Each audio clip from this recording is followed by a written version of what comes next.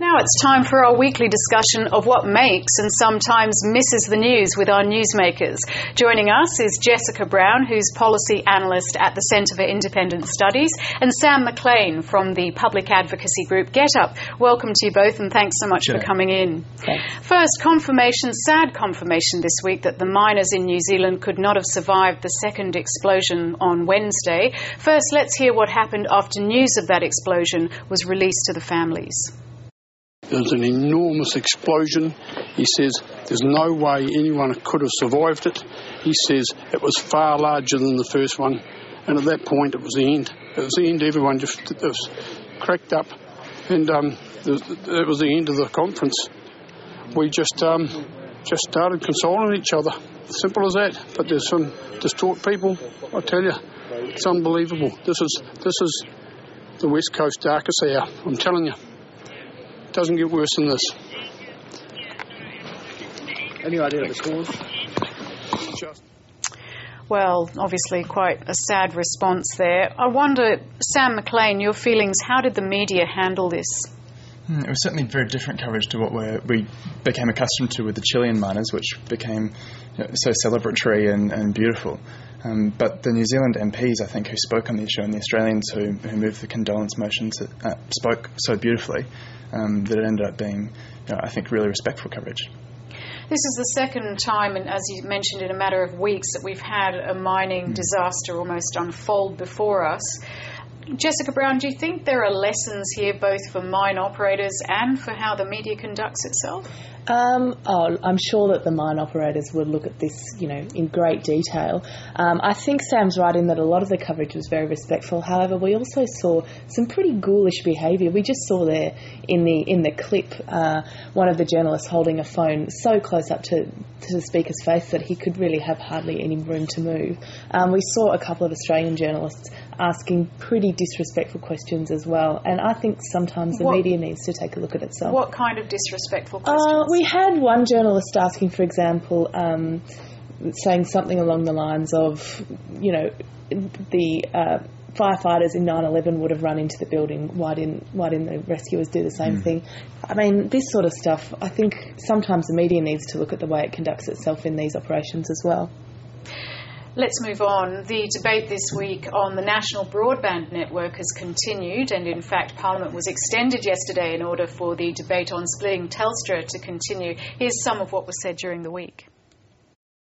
The legislation will deliver more competition, cheaper prices and more choice, and it will drive new services for Australians. At least this government is attempting to do something. Not a word from the coalition all the way through this proposal as to exactly what their broadband policy even is.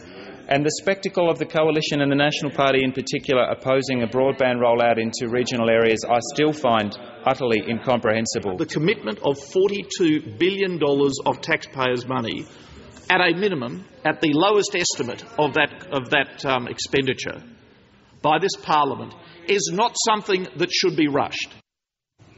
George Brandis there.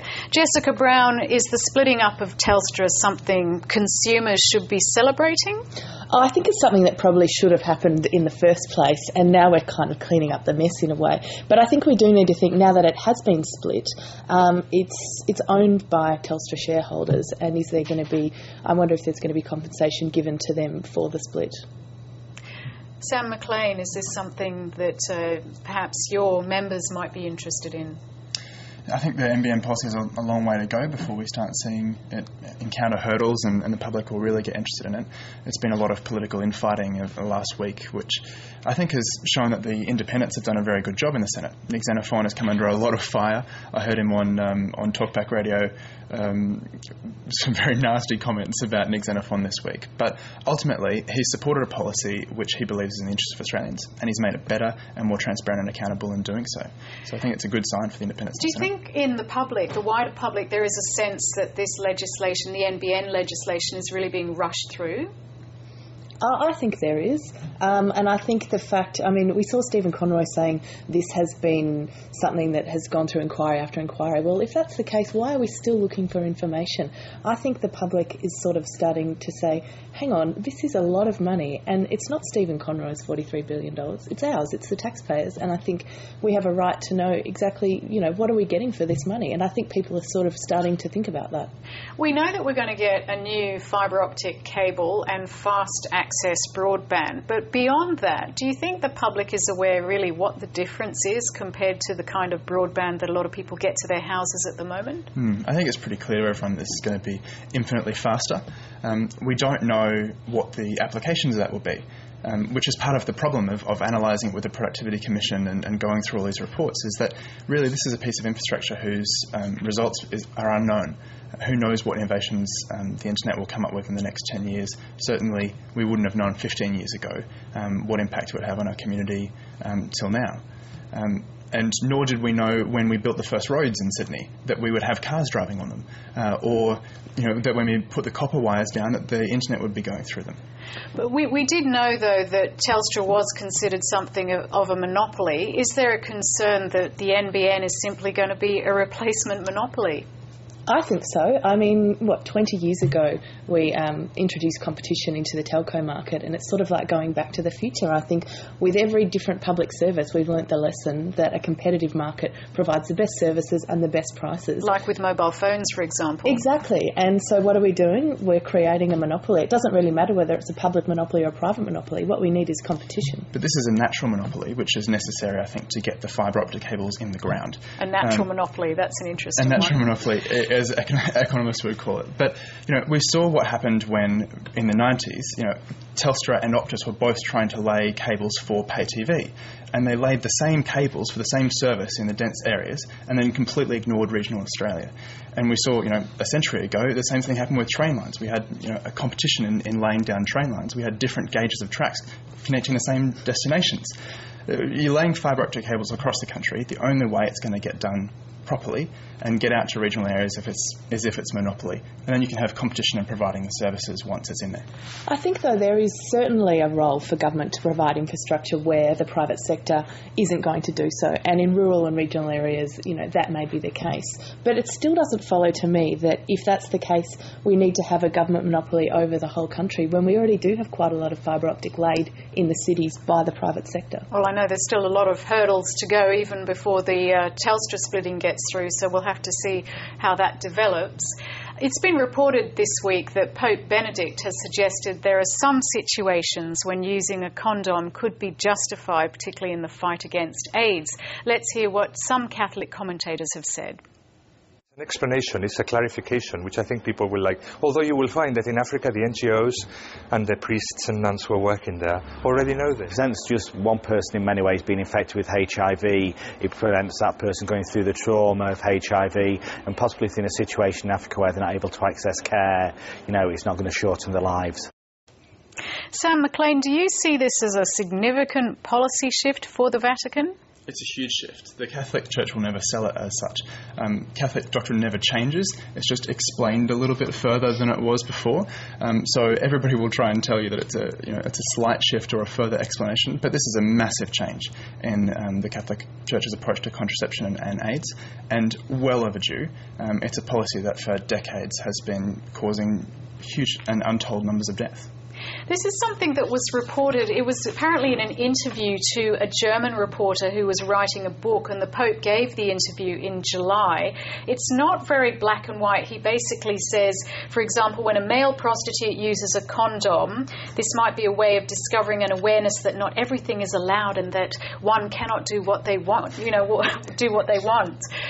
Jessica Brown, I'm wondering, it hasn't received a lot of publicity this week, reported by several media outlets, but certainly not the biggest headline of the week. Why do you think that is? The Catholic Church has said that it's because it's not such a huge shift and it is just explaining something that's already in practice on the ground.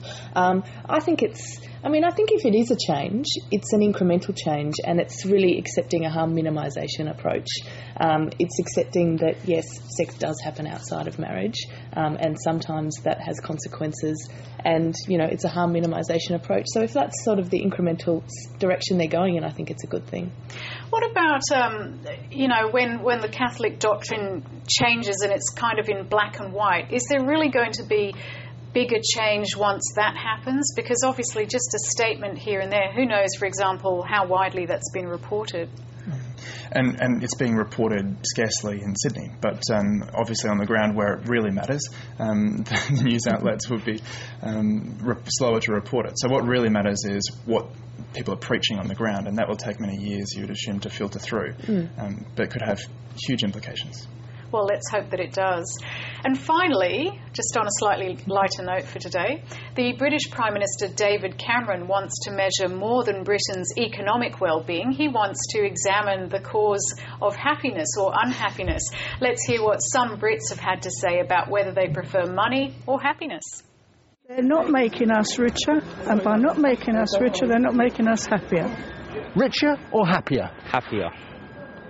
Definitely happier. It's not about money. It's not about money. I'd rather be happy than rich, to be honest with you, yeah. So happier would be better. The government's job is to make us poorer, so the government can make themselves richer. Keep the peasants poor, keep them rich. A few light comments there. But the idea, I mean, David Cameron is quite a touchy-feely Tory, if you like, and he really does want to sort of measure the well-being of his nation. This isn't a bad idea, is it? Sure. If I just delivered the biggest cuts to spending that my country had ever seen, I'd probably be trying to measure things about other things than money as well. I'd be trying to move the measurements from money to happiness too. I think Sam's exactly right. This is what governments do when they know they're failing in every other area. Oh, that's such a cynical approach. I'm disappointed in you both. No, but I mean, really, there is so much focus on happiness, isn't there, at the moment? Or am I missing something? It just seems that people are really starting to question what is it all about and how can I be happier if that is indeed possible. I think there's a lot of studies that show that people generally have a fairly baseline level of happiness, and major events in their life might make them happier or sadder for a period of time, but fundamentally you can't really change how happy people are. That's not what science, I mean, the neuroscience says that you can change behaviour. I'm not sure if it's the British government that can make people happier, though.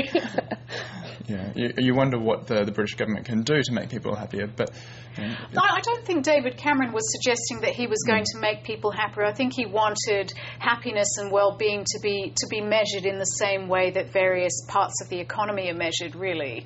Yeah. I mean, some of the attempts to measure these things, though, kind of lead down a dead end because they try to compare happiness measurements to gross domestic product. But, of course, happiness is measured on a scale of 1 to 10, and money is measured on a scale of infinitely larger proportions. So it's easy to look at the two figures and try and compare them when they're really apples and oranges.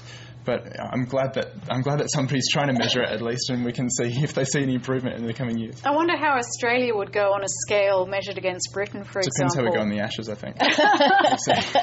Well, that's true, and certainly when I was in Britain, there was a lot of negativity. I think it's connected to the weather in a lot of ways.